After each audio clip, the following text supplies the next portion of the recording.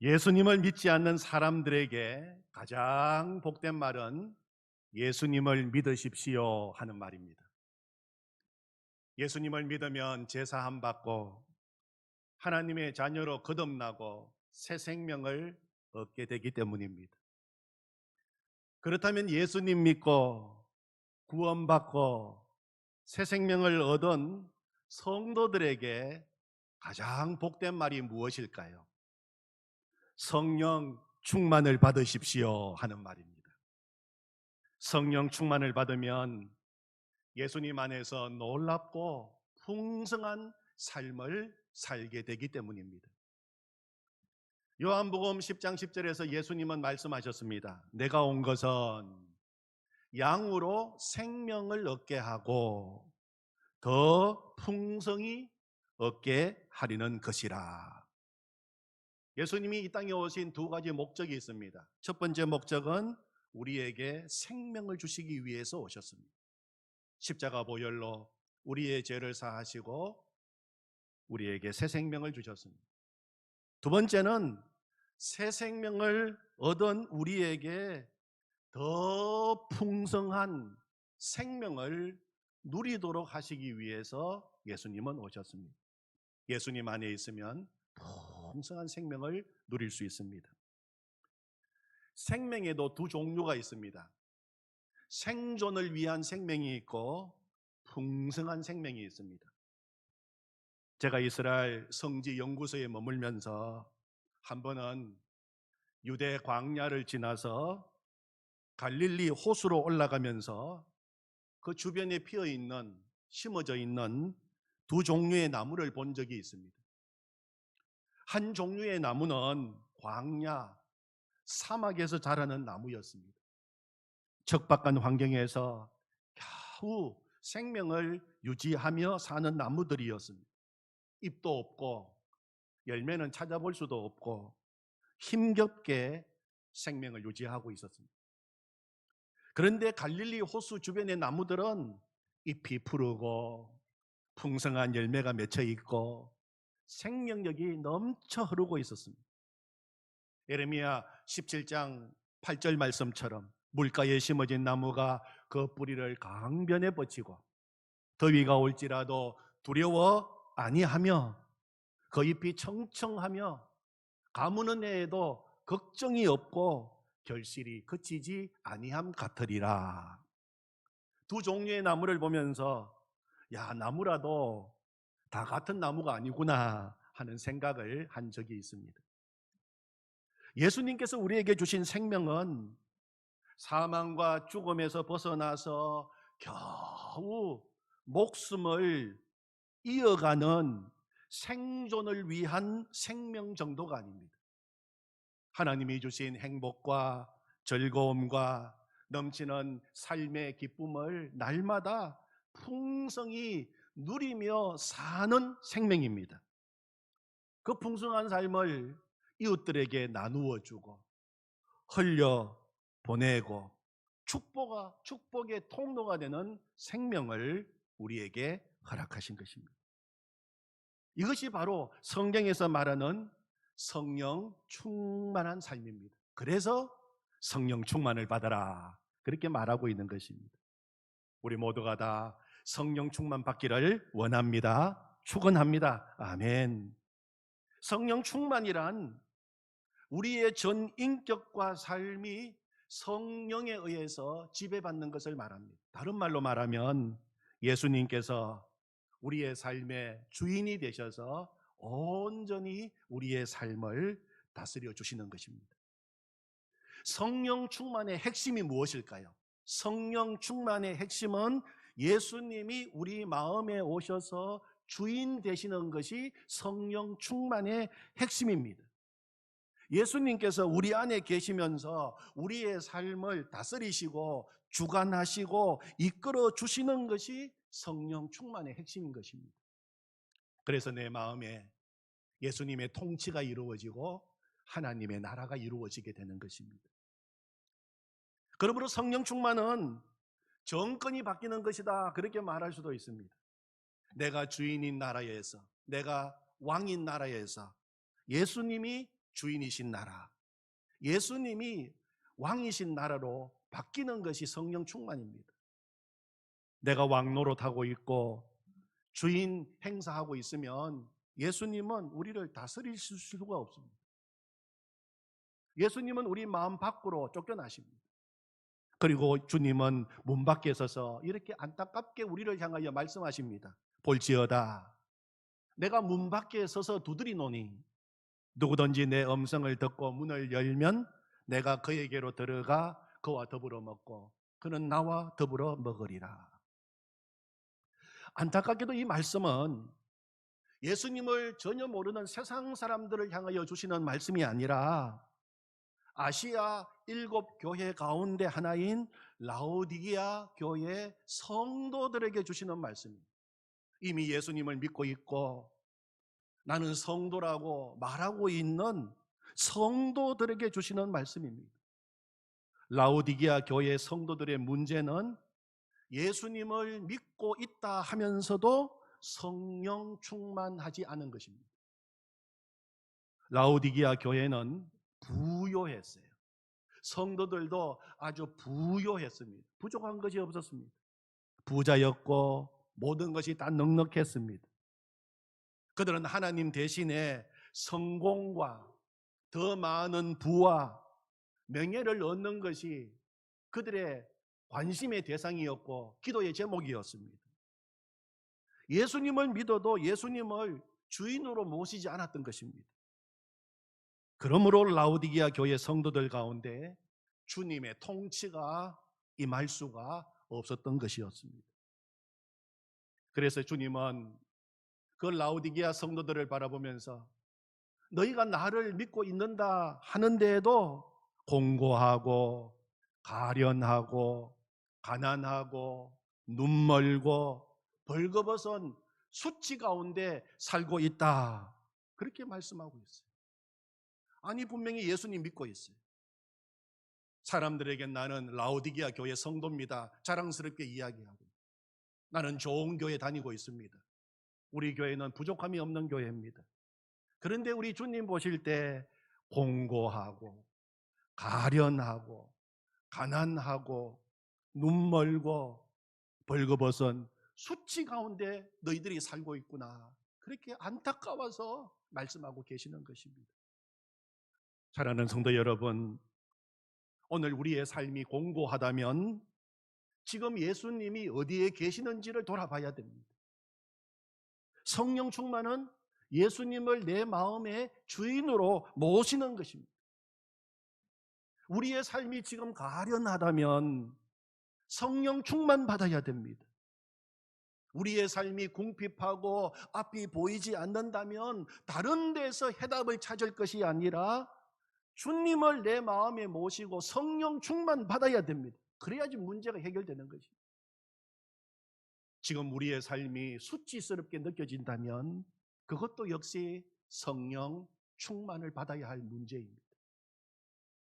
다시 말씀을 드립니다. 성령 충만의 핵심이 무엇이라고요? 예수님을 내 삶의 주인으로 모시고 사는 것입니다. 우리 교회에서 예수 동행 일기 제자 훈련을 받으신 한 집사님이 이런 간증을 하신 적이 있습니다. 세상엔 저 혼자인 것 같았습니다. 그 누구도 저를 이해하지 못하고 저를 누르려고 하고 무시하고, 그래서 늘 외로웠습니다. 외로움이 커질수록 분노도 커지고 이유 없이 화가 났습니다. 언제까지 이렇게 살아야 하나? 나 같은 건 아무짝에도 쓸모가 없다는 생각에 사는 게 무슨 의미가 있을까 하여 절대 해서는 안 될 죽음을 생각했습니다. 그런 저는 주님께 매달렸고 예수동행 일기 제자 훈련반에 나와 주님의 말씀을 들을수록 제 안의 모든 것들이 변하고 있음을 느꼈습니다. 메말랐던 강에 강물이 샘솟듯이 내 안에 사랑이 싹트기 시작했습니다. 다쳤던 제 마음이 열렸고 작은 일에도 감사함이 생겨났고 분노하지 않으며 주님의 품 안에서 저는 평온한 삶, 긍휼의 삶, 감사의 삶, 축복을 누리는 삶의 은혜를 얻게 되었습니다. 저의 모든 방황들과 그 죄들, 주님은 모든 것을 보고 계셨고 알고 계셨습니다. 주님은 늘 저와 함께 계셨지만 제 안의 어두움으로 저는 주님을 보지 못하였고 저 혼자 헤매이고 있었던 것입니다. 이제 제 삶은 너무나도 달라졌습니다. 마음이 점점 깨끗해지고 있고 주위 사람들로부터 얼굴이 환해졌다는 소리도 많이 듣게 되었습니다. 주님은 저를 조금씩 변화시켜 주셨습니다. 천천히 넘어지지 않게 하나하나 가르쳐 주시며 지혜를 주시며 축복의 삶을 누리게 해 주셨습니다. 살아간다는 것이 큰 기쁨이고 행복인 것을 이제 저도 다른 사람들이 주님을 만날 수 있게 전도하며 영광의 삶을 모든 이들과 함께 누리고 싶습니다. 저는 두 번 다시 주님의 손을 놓지 않을 것입니다. 우리의 죄로 인해 짊어지신 주님의 십자가를 생각하며 주님의 마음 닮은 자녀로 다시 태어나 힘들고 외로운 이들, 저처럼 방황하는 이들에게 주님과 함께 할 수 있는 그 영광을 누릴 수 있도록 기도하여 전도하며 순종하며 살아가겠습니다. 사랑의 주님, 감사합니다. 아멘. 주님은 우리 모두가 주님 안에서 제사함 받고 새 생명 얻기를 원하십니다. 그런데 새 생명을 얻는 것에서 끝나는 것이 아니라 주님이 주시는 기쁨과 행복을 마음껏 누리면서 풍성한 삶을 살기를 원하십니다. 그래서 성령 충만을 받아라. 그렇게 오늘 우리에게 말씀하고 계시는 것입니다. 예수님을 믿는 우리들에게 이보다 더 좋은 말이 없기 때문입니다. 사랑하는 성도 여러분, 성령 충만 받으시기를 바랍니다. 아멘. 오늘 읽은 이 본문 2장 그 전에 사도행전 1장에 보면 4절 5절 말씀에 예수님께서 성천하시기 직전에 제자들에게 주신 말씀이 기록되어 있습니다. 1장 4절에 보면 사도와 함께 모이사 그들에게 분부하여 이르시되 예루살렘을 떠나지 말고 내게서 들은 바 아버지께서 약속하신 것을 기다리라. 여기서 아버지께서 약속하신 것은 성령을 주시겠다는 약속을 가리킵니다. 성령을 기다리라. 그리고 5절을 보면 요한은 물로 세례를 베풀었으나 너희는 몇 날이 못되어 성령으로 세례를 받으리라. 그렇게 말씀하셨어요. 오늘 5절 말씀에 보면 두 가지의 세례를 언급하십니다. 첫 번째 세례는 물세례, 두 번째 세례는 성령 세례를 언급하고 계십니다. 요한이 베푼 물세례는 제사함을 위한 세례였어요. 회개하라, 천국이 가까웠느니라 외치는 세례 요한에게 사람들은 나와서 자신의 죄를 고백하고 요단강에서 세례 받았습니다. 물세례 받은 것입니다. 요한이 베푼 이 물세례는 제사함을 위한 세례였어요. 거듭나고 새 생명을 얻기 위한 세례였어요. 예수님의 제자들도 다 물세례 받은 사람들입니다.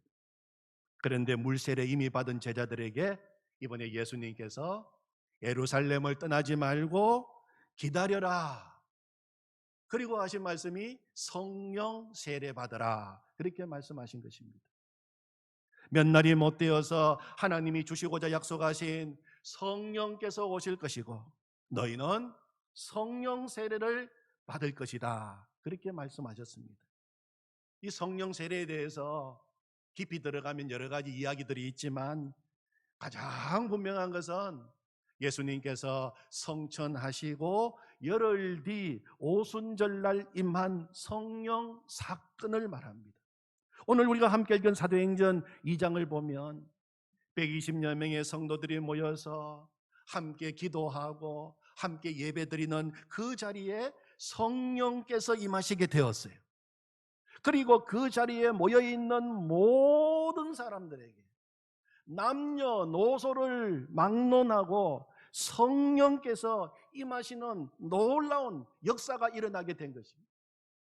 오늘 다시 읽은 말씀을 한번 보시기 바랍니다. 1절입니다. 사도행전 2장 1절. 오순절 날이 이미 이르매 그들이 다 같이 한 곳에 모였더니, 한 곳에 모였어요. 기도의 자리, 예배의 자리에 그들이 모여 있었습니다.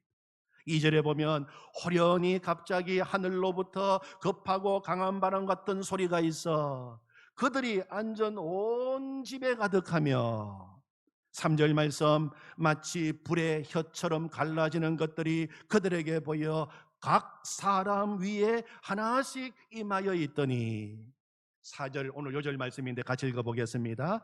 그들이 다 성령의 충만함을 받고 성령이 말하게 하심을 따라 다른 언어들로 말하기를 시작하니라. 아멘. 성령이 그들이 모여있는 예배의 자리, 기도의 자리에 임하시게 되었을 때 성도들은 남녀노소를 막론하고 다 성령 받게 되었어요. 그리고 그들은 성령 받고 성령의 능력으로 세상으로 나가서 복음을 전가하는 정인의 삶을 살게 된 것입니다. 그러므로 물 세례는 예수님 믿고 제사함 받고 새 생명으로 거듭나는 것이라고 한다면, 성령 세례는 예수님을 주로 믿고 고백하는 성도들이 성령 충만을 받아서 복음의 정인된 삶을 살게 되는 것을 말하게 되는 것입니다. 저는 오늘 이 본문 말씀을 또 읽고 깊이 묵상하는 가운데 4절 말씀 가운데 그들이 다 성령의 충만함을 받고, 그들이 다 성령의 충만함을 받고, 이 말씀이 눈에 확 돌았어요. 그들이 다 성령의 충만함을 받고, 오순절날 그 예배의 자리, 기도의 자리에 있던 성도들은 한 사람도 빠짐없이 모두 다 성령 충만함을 받았다는 것입니다. 그래서 기도가 나왔습니다. 하나님, 우리가 오늘 바로 오순절날 또 예배를 드립니다. 사도행전 오순절날 임하였던 성령 충만의 역사가 오늘 오순절날 성령 강림절 우리에게도 동일하게 임하게 하여 주시옵소서. 오늘 예배의 자리에 있는 모든 성도들이 누구나 예외 없이 다 성령 충만 받게 하여 주시옵소서. 기도가 나왔습니다. 사랑하는 성도 여러분, 이 시간 성령 충만을 받으시기를 바랍니다. 다 받으시기를 바랍니다. 성령 충만은 오늘 지금 여기 이 자리에서 받아야 되는 것입니다. 에베소서 5장 18절 말씀에 보면 술 취하지 말라, 이는 방탕한 것이니 오직 성령으로 충만함을 받으라, 그렇게 우리에게 말씀하셨어요. 여기에서 오직 성령으로 충만함을 받으라, 이 받으라 하는 말의 시제가 바로 현재형이에요. 과거형도 아니고 미래형도 아닙니다. 바로 지금 현재형입니다. 지금 이 시간 이 자리에서 받아라는 것입니다. 성령 충만 받는 거 결코 미룰 일 아닙니다.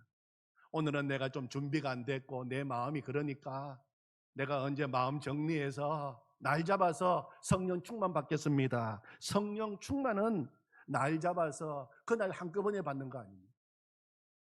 바로 지금 이 시간 이 자리에서 성령 충만 받으라고 하는 것입니다.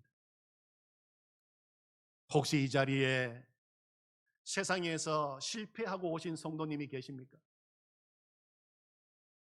내 마음이 너무 지금 낙심이 되어서 이 자리에 앉아 계신 분이 계십니까?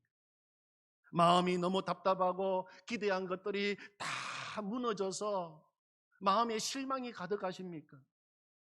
이런 나에게 지금 어떻게 성령님 임하시겠습니까? 내 마음이 좀 정리가 되고 그래도 하나님 보실 때 그만하면 됐다, 그런 마음이 되면 그때 성령께서 임하시지 않겠습니까? 그렇게 생각하시는 성도님이 계십니까? 그렇지 않습니다. 지금 내 상황이, 내 마음이 그러하시다면 더 성령 충만 받을 수 있는 기회입니다. 오늘 사도행전 2장에 나오는 오순절에 임한 성령 충만의 축복은 주님을 신실하게 따르고 사역을 정말 멋지게 감당했던 성공한 제자들에게 임한 것이 아니었습니다. 오히려 주님을 모른다고 배반하고 다 도망쳤던 제자들이었습니다. 손해되고 위험하고 겁나고 두려워서 주님 모른다고 부인하고 저주까지 했던 철저한 제자들이 모여있는 자리였어요. 그 자리에 하나님의 은혜의 선물 성령이 임하시게 된 것입니다. 자격을 갖춘 이들이 아니라 하나도 자격이 없는데도 그들에게 주어졌던 것입니다. 여러분, 그러므로 오늘 우리에게도 소망이 있는 것입니다. 얼마든지 오늘 나는 이 자리에서 이 모습 이대로 주님 앞에 나왔는데 주님이 나에게 성령을 부어주시겠다는 것입니다. 성령이 충만하게 임하면 우리의 상황은 급반전됩니다. 영적인 황무지 같던 내 삶 속에 생수의 강이 흐르게 되고 시들었던 메말랐던 내 마음의 밭에 화초가 만발하여 아름다운 동산으로 변하게 되는 것입니다. 그러므로 우리도 다만 오늘 오순절 다락방에 모여 한 마음이 되어 전심으로 구한 이 120여 명의 성도들처럼 구하면 되는 것입니다. 그들이 어떻게 구했습니까? 그들은 주님의 약속의 말씀을 믿고 그 말씀을 붙들고 구했어요. 예수님께서 성천하시기 직전에 제자들에게 예루살렘 떠나지 마라. 그래서 그들은 예루살렘에 있는 마가의 다락방에 모였어요. 내게 들은 바 아버지께서 약속하신 것을 기다려라. 주님이 기다리라 했으니 기다렸습니다. 요한은 물로 세례를 베풀었으나 너희는 몇 날이 못 되어서 성령으로 세례를 받으리라. 제자들은 주님이 약속하신 이 말씀을 붙들고 기도했어요. 몇 날이 못 되어 성령으로 세례를 받으리라. 그 약속을 붙들고 기도한 것입니다. 성령을 주신다 하셨사오니 이 시간 성령을 부어 주시옵소서. 성령을 주신다고 하셨사오니 주실 줄로 믿고 성령 받기 위해서 기다리며 그들은 기도했던 것입니다.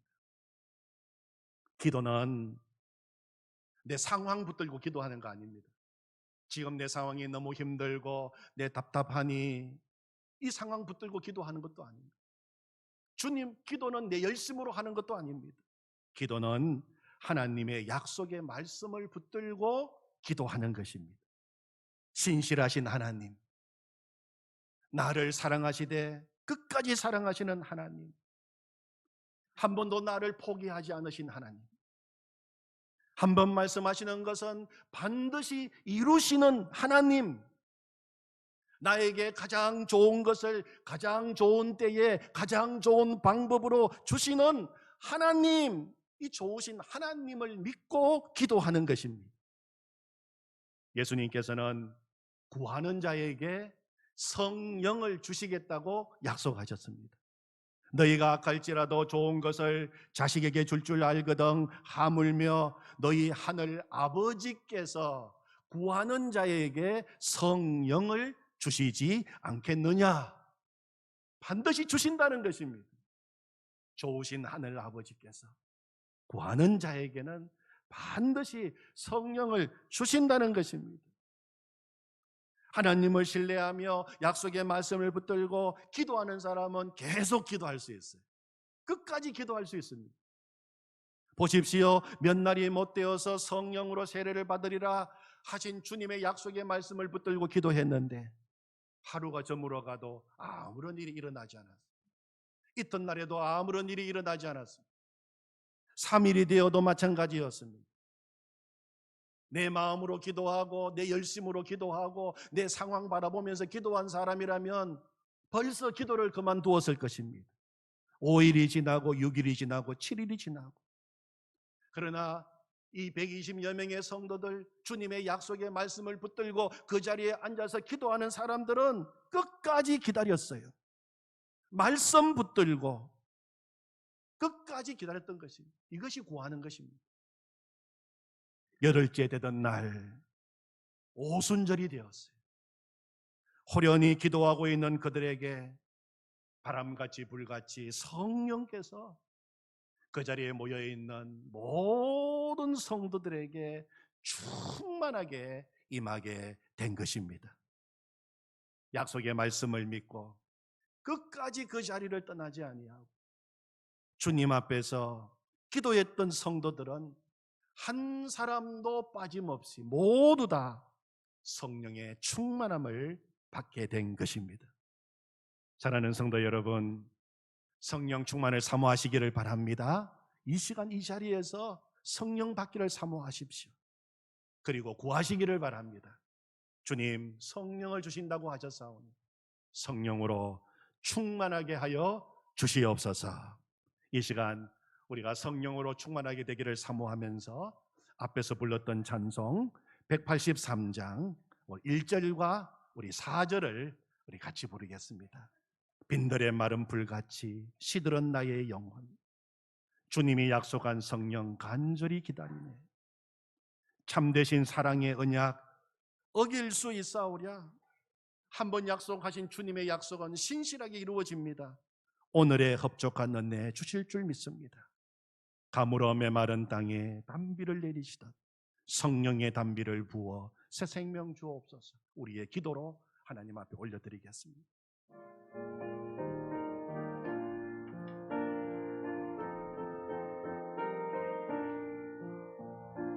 빈들의 마른 불같이 시들은 나의 영혼, 주님이 약속한 성령 간절히 기다리네.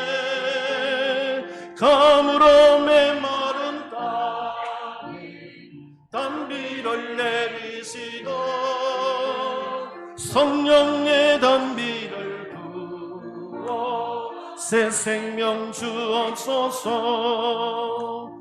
참되신 사랑의 언약 어길 수 있사오랴. 오늘의 흡족한 은혜 주실 줄 믿습니다.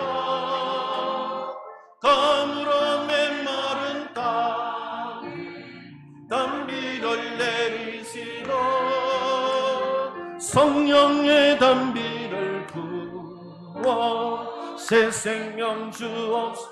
1절입니다.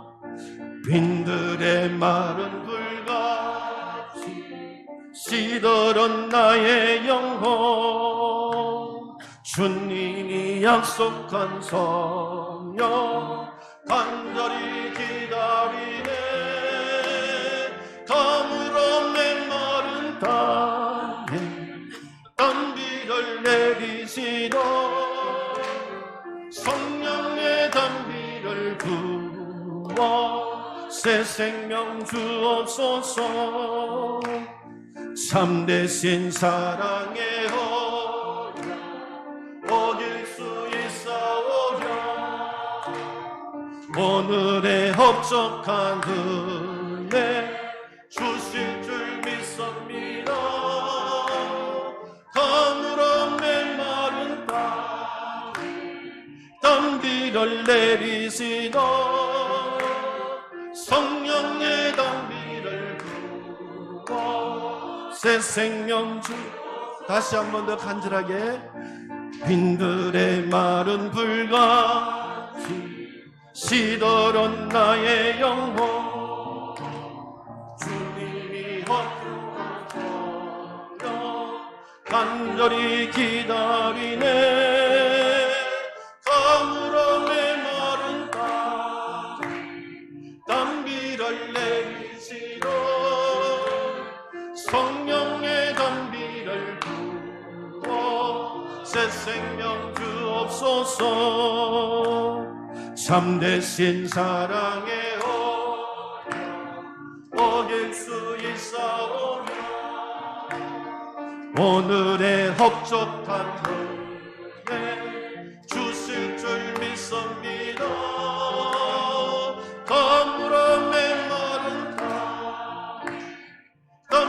단비를 내리시고 성령의 단비를 부어 새 생명 주옵소서. 가물어 메마른 땅에 단비를 내리시도 성령의 단비를 부어 새 생명 주옵소서.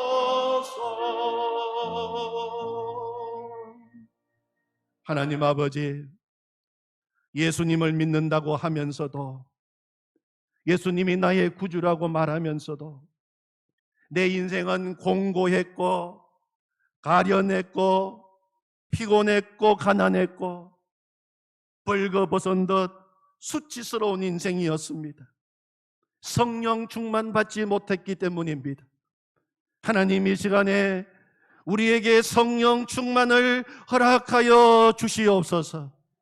오늘 가물어 메마른 땅에 단비를 지금 내리시듯이 성령의 단비를 우리에게 부어 주시옵소서. 하나님, 그래서 성령 충만하여 정말 행복하게 살게 하시고 기쁘게 살게 하시고 즐겁게 살게 하시고 주님이 주시는 풍성한 삶을 누리며 살게 하여 주시옵소서. 하나님, 이 시간에 남녀노소를 막론하고 누구든지 구하는 자, 사모하는 자, 기다리는 자, 원하는 자에게는 하나님 아버지께서 성령을 주시겠다고 약속하셨사오니 참되신 사랑의 언약 어길 수 없습니다. 주님, 이 시간에 흡족한 성령의 충만함을 우리 모두에게 허락하여 주시옵소서. 그렇게 하실 주님을 찬양합니다. 예수님의 이름으로 기도하옵나이다. 아멘.